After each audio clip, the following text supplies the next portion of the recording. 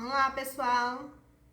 Espero que todos estejam bem e, como eu sempre gosto de frisar, que todos mantenham uma rotina de estudo saudável, tá certo? Hoje nós vamos especificamente corrigir uma atividade aí, que é a atividade de questões de vestibular, tá? São várias questões de vários vestibulares diferentes e eu vou trazer para vocês essa correção, nós vamos comentar e falar um pouquinho desse assunto que nós vimos, que foi absolutismo, antes de absolutismo a formação dos estados nacionais e a teoria do direito divino, tá? A primeira questão fala sobre o processo de formação dos estados nacionais da Inglaterra e da França e que podem ser identificados os seguintes aspectos. A letra correta é a letra C, porque vai falar da desagregação do feudalismo e a centralização política. Todas as outras alternativas você facilmente vai descartar, porque esse processo de formação dos estados nacionais, que é a passagem basicamente da Idade Média para a Idade Moderna, o que a gente pode perceber é isso. Vai ficando para trás o feudalismo, vai se dissipando esse feudalismo e vai ocorrendo uma centralização política nas mãos dos reis.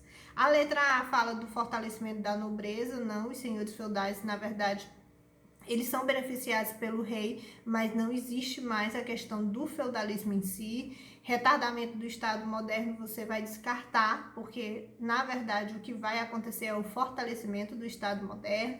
A letra B, ampliação da dependência do rei. Não, ele não vai depender mais de ninguém, muito pelo contrário, ele vai tomar o poder. D, diminuição do poder real. Isso não acontece, existe o fortalecimento do poder do rei. E por último, a letra E, o enfraquecimento da burguesia. Não, a burguesia ela vai, na verdade, se fortalecer porque existe um pacto entre burguesia e rei para que houvesse essa centralização do poder. Então, espero que tenha ficado claro.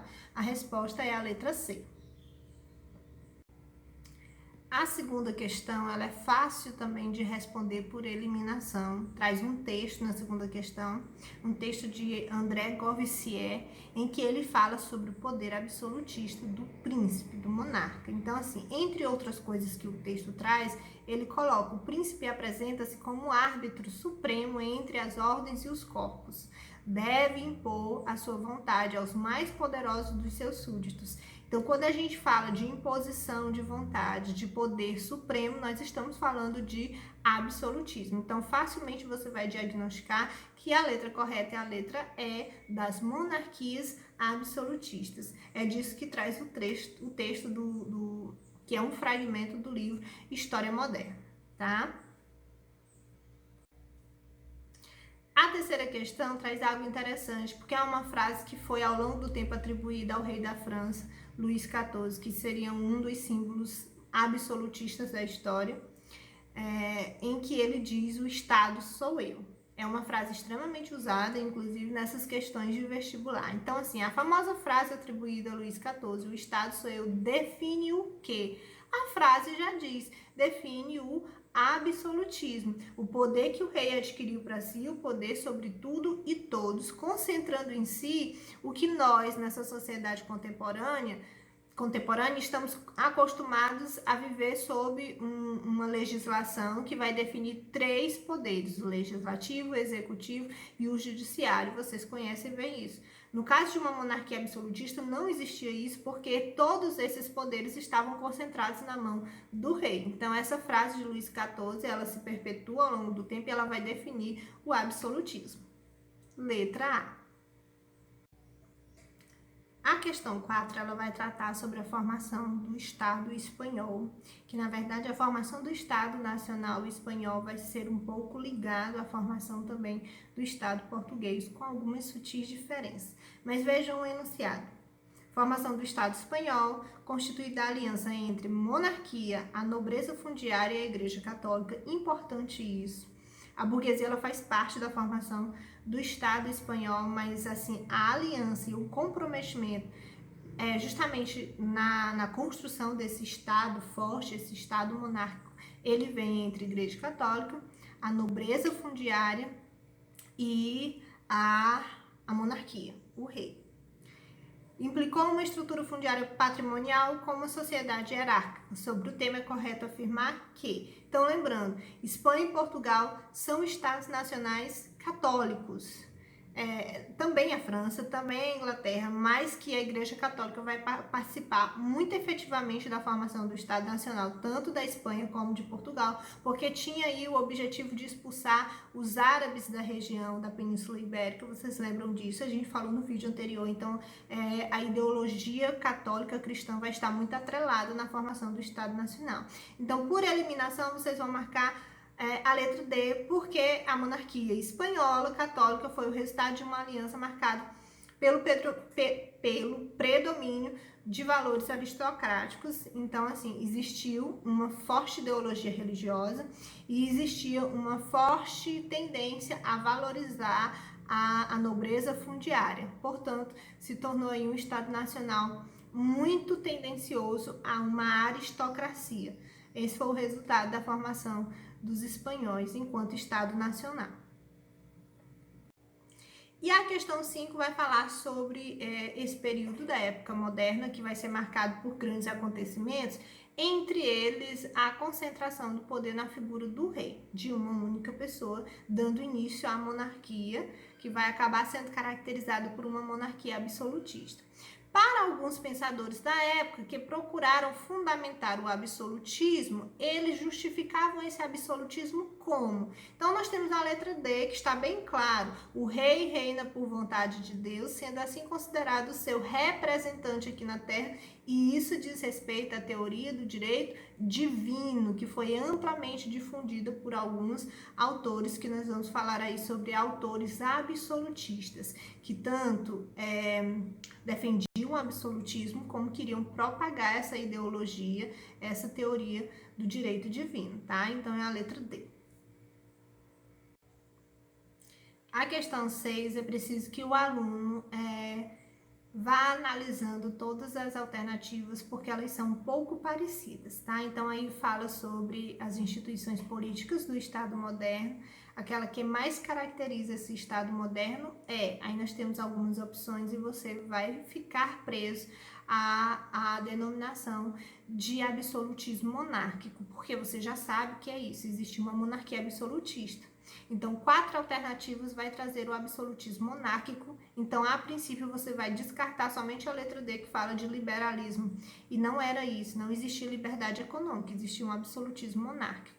Vamos analisar qual a alternativa certa. A letra A fala sobre o absolutismo monárquico, cujos fundamentos estavam expressos na Suma Teológica de Tomás de Aquino. Você descarta, porque o Tomás de Aquino foi um pensador lá da Idade Média, e que na verdade não falava sobre essa centralização do poder e ainda, não é?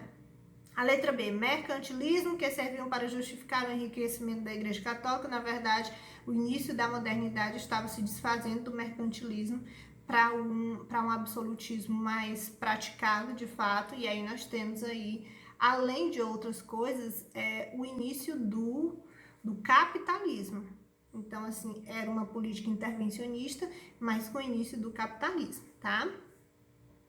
E ainda fala, mas não traduzia o interesse da monarquia absolutista. Não, porque na verdade todos os interesses estavam voltados para o absolutismo do rei. A letra C, que é a alternativa correta, fala absolutismo monárquico que intervinha na vida econômica. Está certo? Tá certo? Um absolutismo que vai interferir na vida econômica daquele Estado nacional. Então, o rei, que dominava tudo, que na verdade efetuava o seu poder sobre tudo, estaria ali intervindo na economia, que a gente vai falar também sobre isso posteriormente, que é uma política intervencionista. O rei vai mandar também na economia daquele país, daquele Estado nacional. Então, é a letra C. A questão 7 é uma questão voltada para a formação do Estado Nacional da Inglaterra e da França. Então, assim, a formação das monarquias absolutistas na França e na Inglaterra esteve ligada à Guerra dos 100 Anos. Sobre as mudanças proporcionadas por esta guerra, analise as seguintes afirmativas. 1. Os monarcas, tanto da Inglaterra quanto da França, tiveram sua autoridade fortalecida. Óbvio, isso é certo. Todos os monarcas, todos os reis tiveram a sua autoridade fortalecida. 2. As alianças entre nobreza feudal e a burguesia fortaleceram a centralização dos feudos. Não, na verdade, os feudos iam ficando para trás, foi se dissipando, eles foram se fragmentando e perdendo a importância. Então, está errado. 3. O poder dos nobres que exerciam autoridade particular nos feudos foi abalado. Tá certo. Esses nobres, que eram antigos senhores feudais, que tinham amplo domínio sobre o seu feudo, eles não tinham mais essa autoridade sobre estes feudos, porque existia alguém que possuía um poder político maior, que era a figura dos reis. Então, é a letra B, apenas 1 e 3. A questão 8 traz aí um fragmento do texto de Jacques Bossuet, que é um dos teóricos absolutistas que defendiam o poder real e que defendiam a teoria do direito divino. Então, entre outras coisas, ele disse: o trono real não é o trono de um homem, mas o trono do próprio Deus. Então, tá bem clara a teoria do direito divino. No finalzinho do fragmento, ele diz assim: o rei vê mais longe e mais alto. Deve acreditar-se que ele vê melhor. Então, ele legitima, de fato, o poder dos reis como uma autoridade divina, tá? Essas afirmações de Bossuet referem-se ao contexto. Então, lembra-se do finalzinho ali, do início da Idade Moderna, na verdade. Então, vamos se lembrar, não é século X, não é século XII, isso ainda estava na Baixa Idade Média, mas a mentalidade medieval ainda era muito forte, a concepção de feudo ainda era muito forte. Então, a gente fica aí entre algumas opções, mas é a letra D. O século é 17 na França, no qual se consolidavam as monarquias nacionais. Então, lembrando, o contexto, ele é esse, é a partir do século XV, realmente, século XIV, século XV, século XVI, mas é no século XVII em que essa teoria do direito divino vai se expandir de fato a partir desses autores, e esses autores saíram principalmente da França. A questão 9 também é muito fácil de identificar, porque ela fala sobre essa formação das monarquias na Europa, mas principalmente essa ideologia enquanto política, qual era. Então, assim, nós temos a letra A, que está muito clara, que fala sobre a demanda de protecionismo por parte da burguesia mercantil emergente e a circulação de um ideário político absolutista. Então, falou em absolutismo a partir do século XVI e falou sobre essa vontade que a burguesia tinha de organizar a questão da economia, principalmente a questão do comércio naquele Estado nacional. Então, você já considera como algo válido. Por quê? Porque a burguesia, quando ela faz essa aliança com o rei, existe um pacto. Em contrapartida, ao passo que ela dava apoio ao rei para que ele centralizasse o poder nas suas mãos, o rei iria conceder à burguesia uma forma de se trabalhar o comércio local com protecionismo econômico, ou seja, o rei ia incentivar as pessoas daquele Estado nacional a comprar dos burgueses locais, dos comerciantes locais, e não de outros lugares, porque acontecia muito, né? Trocas comerciais entre outros lugares, outros países. Além disso, o rei ia favorecer os burgueses padronizando uma moeda, uma única moeda. Então, isso iria e muito ajudar essa questão econômica. Então, absolutismo monárquico e protecionismo econômico, principalmente aí com uma vontade dos burgueses. A questão 10 fala sobre as características do absolutismo na França, mas que podem se generalizar por toda a Europa. Basicamente eram essas características. Então, você vai, na verdade, nessa questão, somar o que a alternativa que correspondia a uma afirmativa verdadeira, tá? E cada alternativa valia determinada pontuação. Então, valendo 1, a concentração dos mecanismos de governo nas mãos do rei. Sim, o rei concentrou em si o poder. 2, a identificação entre nação e coroa. Sim, na verdade, era uma identificação tão forte que até se confundia nação e coroa. Então, o rei concentra o poder em si e a coroa passa a legislar sobre aquele Estado nacional. 4, a influência do racionalismo iluminista como justificava o poder absoluto, o direito divino. Não, na verdade, o iluminismo, que é um movimento que vai surgir, ele vai criticar o poder absoluto dos reis. Vocês viram o movimento renascentista, vão ver o movimento iluminista, mas o iluminismo vai criticar o absolutismo. Então, descarta aí a opção que vale 4. 8, a criação do Exército Nacional Permanente, certo. Uma das preocupações do rei era a criação de um exército nacional. E por último, aqui vale 16, a ampla liberdade de expressão e de fé. Não existia liberdade de expressão, porque o que existia era uma monarquia absolutista. Então, não existia liberdade religiosa, liberdade de expressão, nada. Então, nós temos aí a soma correta é 11, 1 mais 2 mais 8. Novamente, na questão 11, a frase de Luís XIV, o Estado sou eu, pode significar, na verdade, no sentido do absolutismo, significava, letra D, a centralização do poder real e absoluto do monarca na sua pessoa, sem quaisquer limites institucionais reconhecidos. Então, quando o rei XIV, lá no passado ainda, bem no iniciozinho da formação do absolutismo na França, diz o Estado sou eu, ele configura em uma frase toda a ideologia do absolutismo, que é a centralização do poder total nas mãos do rei. Então, letra D.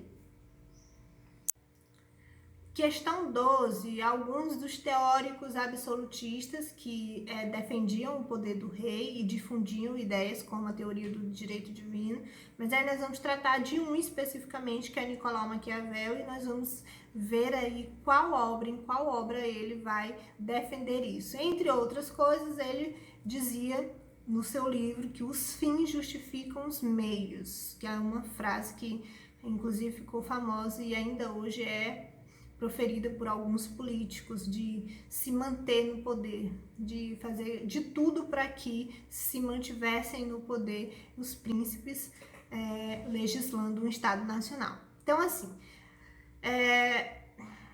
Qual obra de Nicolau Maquiavel? Isso também é simples. Para vocês que estão estudando, que já viram alguns teóricos absolutistas, mas que entre todos eles, Nicolau Maquiavel de fato se destaca, é O Príncipe, o famoso livro de cabeceira dos principais políticos aí. Muitos políticos têm ainda o livro e usam ainda muitas questões que foram abordadas por Nicolau Maquiavel no livro, ainda são usadas é como se fosse um manual para um político permanecer no poder.